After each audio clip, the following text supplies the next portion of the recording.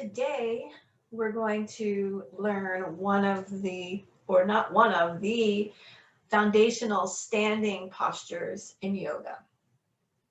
And that posture is called mountain pose. In Sanskrit, we call it Tadasana. Let's come to a standing position with your feet about hip width distance apart. And I say about because we're just not going to get real crazy about measuring or we're just not going to get crazy about that. So it's generally with your feet about hip width distance apart, and that means your hip joint, right? Not the outsides of your hips. So right here, hip joint, knee joint, ankle joint. So I'm about a fist and a half feet apart. We're stacking joint over joint, which is one of our alignment principles. So just rock front to back. Just feel your connection to the ground, to your mat. Feel the heels and the balls of the feet right beneath the toes. And begin to combine that movement with your breath. We'll come forward on the inhalation and then sink back on the exhalation. So sometimes when we're doing this practice, the toes want to rise up or the heels rise up when you're coming forward, but see if you can keep the whole sole of each foot on the mat.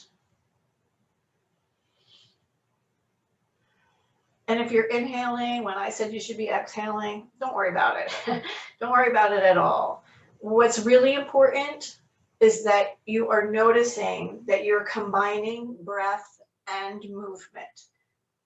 That's what makes yoga yoga, the combination, the connection of breath and movement. It's different from just rocking back and forth, right? It slows things down. It helps us to become present.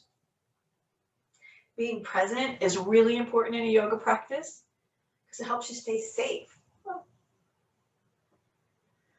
So once you feel like, okay, I can feel the surfaces of each one of the soles of my feet, you feel like you got it, and just land there. Land meaning like come into stillness, never stiffness, right? Not stuck, just land.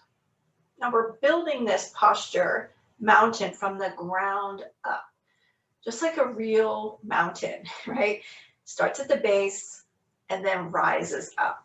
And that's what we're gonna do. So feet are on the ground, check in with your knees. See if you can maintain a tiny bend in your knees. So the knees aren't locked. I'll show you this sideways so you can see what I mean. Locked knees look like this. I'm pressing out through the backs of my knees. I'm going to keep a tiny bend in your knees. Notice how that shifts things, right? It takes some pressure off the knees. If you're someone that has arthritis, you know exactly what I'm talking about. Little bend. Now come up to the hip joint. The hips are coming straight ahead. So one hip isn't pressing out. Let me turn around, face forward again. The hips are coming straight ahead. A common analogy is imagine your hips like headlights on a car. Maybe that works for you. It's coming straight ahead. Now up to the shoulders. Bring the shoulders up to the ears and then let them roll down the back. And we're just doing this just to begin to find some ease here in the space between the ears and the shoulders. It's really common for us to be tight, and I'm exaggerating. Let's roll a couple more times just so we can find that ease in the shoulders and the neck and the jaw. So the jaw begins to relax. And how do you do that? One quick way to relax the jaw is to just smile. And bring awareness to the very top of your head In yoga, we call this the crown of the head. Let your palms just hang alongside your hips. Now imagine there's someone behind you with fingers on your one shoulder blade and fingers on the thumb on the other shoulder blade, and you're drawing them towards each other. So shoulder blades in the back are being drawn towards each other. And if visualizing or imagining that doesn't work for you, just rotate the palms forward or turn the palms forward, and that will create that action. So now we're a mountain. Let's check in. So feet rooted to the ground, the base of the mountain.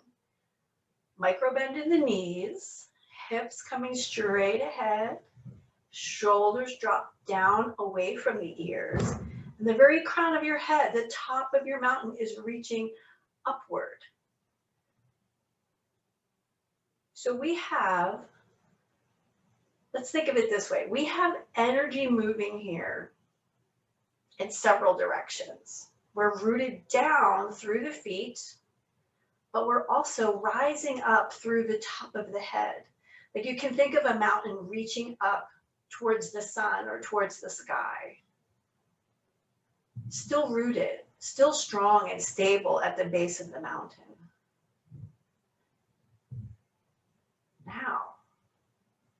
Now let's really make it yoga and bring in the breath.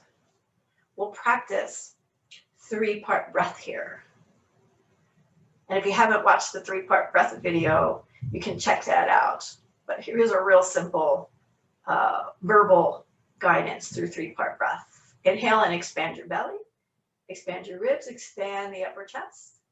And exhale, let your breath go from the upper chest, from the ribs, and from the belly. We'll do this about 5 or 6 times. Filling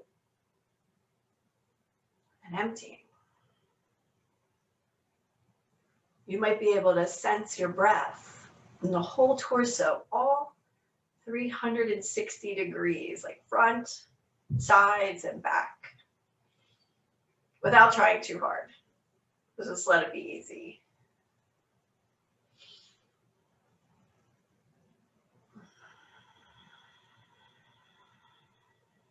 And if you want to bring a little more energy into your mountain pose, try this. Keep the feet flat on the floor. Keep the bend in the knees. And as you inhale, let your palms rise up.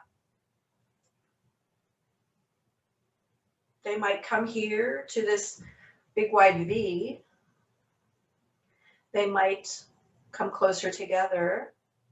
And if they do, make sure we haven't created any tension in the space between the shoulders and the ears. Maybe goddess arms, or we call them the cactus arms. Maybe that's an option for you. Tadasana.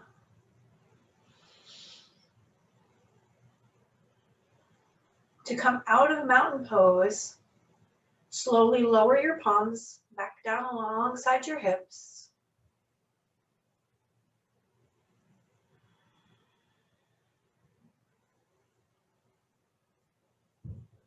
Take a deep breath in, let the breath rise up. And as you exhale, just let everything go. So knees have a deeper bend. You can give your wrist a little twirl, roll one shoulder and then the other. Just kind of release from it, come out, lift one foot and lower it. You can step the feet a little wider apart and take some hip circles. So coming out of poses, even one as foundational as mountain pose, there's a response, an energetic response. In yoga, we call it energy prana. So a prana response. When you come out of a pose, you may intuitively just do like, just be with it in stillness, in introspection. You might come out of it and want to move. You might come out of it and want to let go of something. So let your coming out of your pose be just as interesting as being in it. Thank you so much. See you soon.